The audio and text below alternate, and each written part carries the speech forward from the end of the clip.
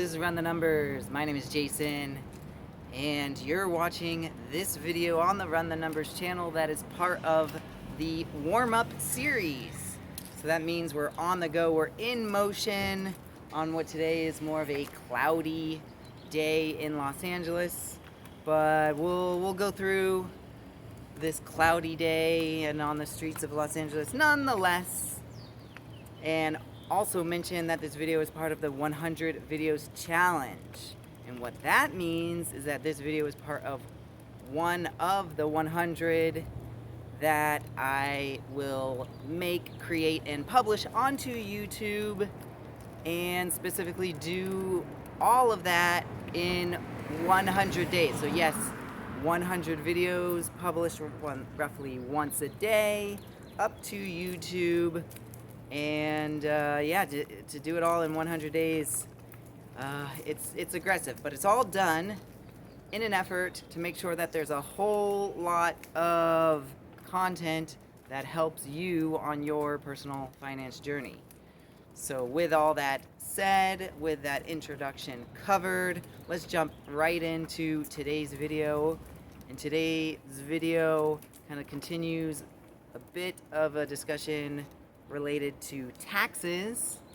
Of course, taxes is very much on our brains because at the time of recording this video, we're almost right up until the deadline, the tax filing deadline of April, it's April 15th, 2024. So yeah, figuring out when I'll be publishing this video, it'll almost be right up until the deadline. So hopefully you can act fast. If not, you're checking this video after the deadline. Maybe you've in fact sought an extension, or for whatever reason you could use this knowledge and sort of keep it somewhere, bank it, and somehow take the action and have this impactful for your tax year 2024 and beyond. But nonetheless, okay, after this kind of reminder about your needing to file your taxes, because I heard some statistic that something like 60% of folks who file their taxes end up filing their taxes, their income taxes specifically, they're gonna do it the weekend before, if not like the couple days before. In this circumstance, it's on Monday, so yes, it would be the weekend before. So if you're in that 60%, you haven't filed your taxes yet, then yes, this at the very least can serve as a reminder to go do that right away. Go do it right after you watch this video. Okay, but let's jump right into how we're talking about taxes. And specifically, I want to talk about how to pay less taxes. And I'll even be more specific. I'm talking about paying less taxes on your investment income. So this kind of goes into the larger picture that your income taxes have a whole lot of possible, income sources that come in. Of course, that could be money that comes in from W-2s. That could be money that comes in 1099s, from all forms. And of course, if you're going to have income that's in the form of, interest, so money that you're getting just having sit in the bank, it could be very nice. I've talked at length about high yield savings accounts, and at the time of this video, kind of a good benchmark, a good rule of thumb as to what is a respectable rate for a high yield savings account. You could think somewhere in the vicinity of about 5%.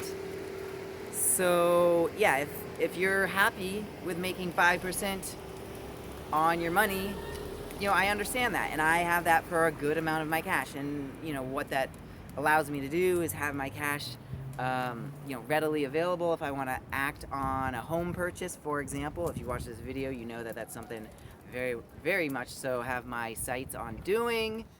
But there's all kinds of reason to, yes, hold your cash. But is it the most tax advantaged account? Is it really the smartest thing to do in the eyes of looking as to ways to reduce taxes?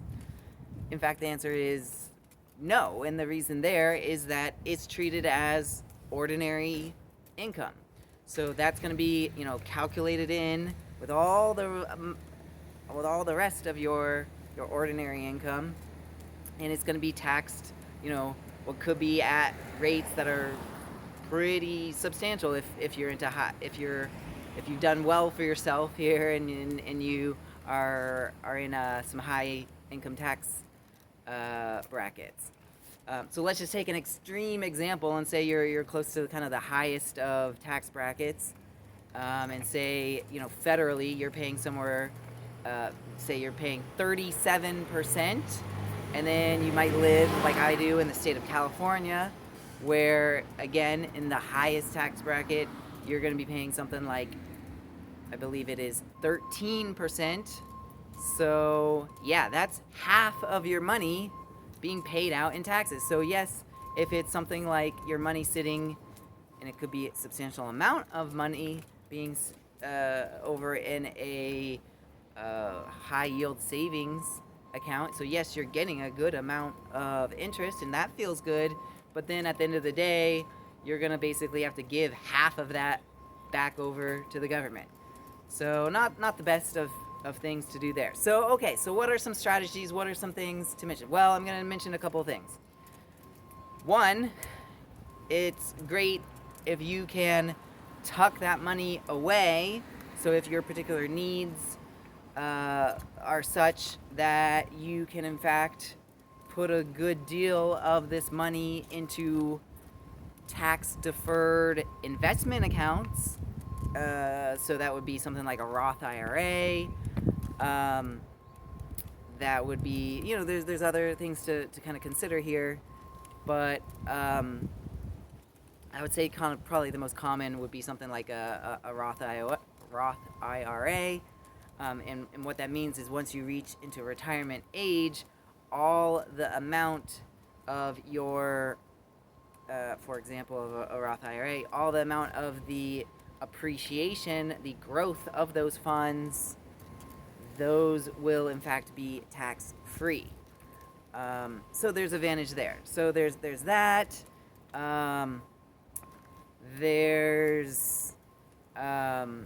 There's other things about, yes, you could put in just a standard traditional IRA. What that will do, because we talked about, this is the case of being in a really high tax bracket, that can help with the deductions that can offset and lower the amount of the eligible tax income that you have calculated out. It goes to lower that, which could be quite advantageous if you're, like I said, in a very high tax bracket. So there's a definite benefit there, just even to do a traditional IRA. So all kinds of things where you can utilize retirement accounts to your advantage. But there's other things where you can have tax exempt investments. So if you've watched this channel, you know at length how much I am a fan of treasuries right now. That is specifically to say I really like T-bills, treasury bills. Those are short-term holdings, shorter term in that they're 1 year or less.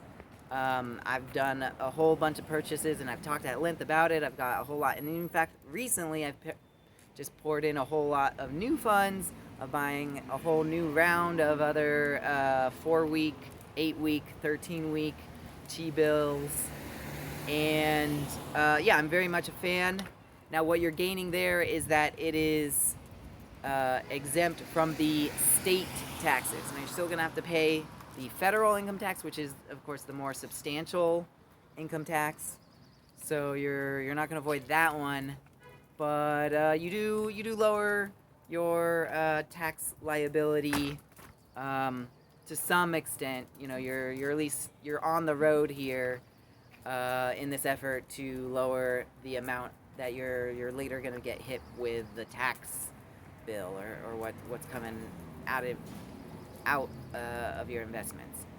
Okay, let me mention one final one, which might kind of be the true winner that could really fit your needs, and that is municipal bonds.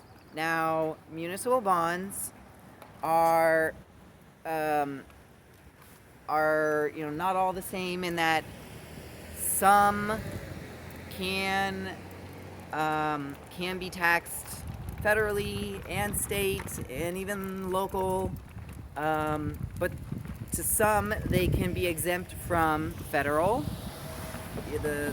income tax. Some can be exempt from the federal and the state, and oftentimes with that the local taxes as well. So this is to say it's something of a triple winner in that you're really not paying taxes on all the gains from this investment. Now there are risks, there are limitations in that the money needs to be basically tied up, and it's not as liquid as something like I compared it to the high yield savings account, of course that, and even something like the T-bills, depending on the duration of time, that kind of thing. So you have to kind of play with it a little bit as to kind of understanding what are the downsides. So definitely understand, what you're getting into, but I want to introduce it and put it on your radar if it is not yet on your radar, that municipal bonds oftentimes can do the trick of allowing what could be a good investment. Of course, you need to figure out what exactly this investment is paying, if it truly is worth it, even factoring in the tax advantage, because a lot of the time, that adjustment might persuade you because it's going to look a little lower. So you have to really kind of figure out what you're doing, if it truly makes sense. But just to say, there are ways to handle this where you don't feel like you're forking so much money over to the tax man, to Uncle Sam. Okay, so these are all things that's the story I want to present to you today. That there are ways, there are some thoughts, some strategies as to how to reduce your taxes, in particular the taxes that you contribute in the form of generated from your investments. So yeah, hopefully this helps, some things to consider, and I'm gonna leave you there. All right, gotta run.